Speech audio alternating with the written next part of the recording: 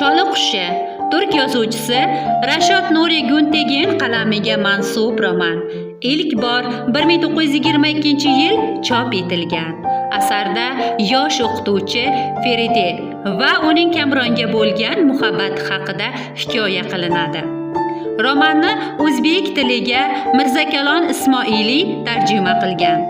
Asar o'zbek tilida bir necha marta nashr qilingan. 1966-yil Choli qushi asosida film suratga olingan.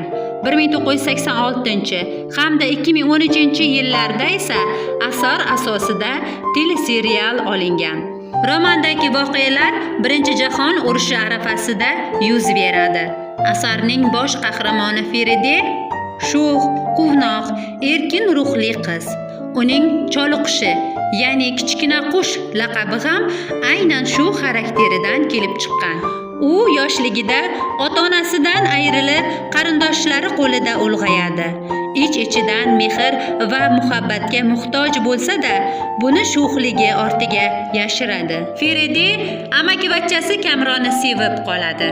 Ularning muhabbati boshida juda samimiy va pok tuyuladi. Ammo to'y arafasida Feride Kamronning xiyonatini bilib qoladi.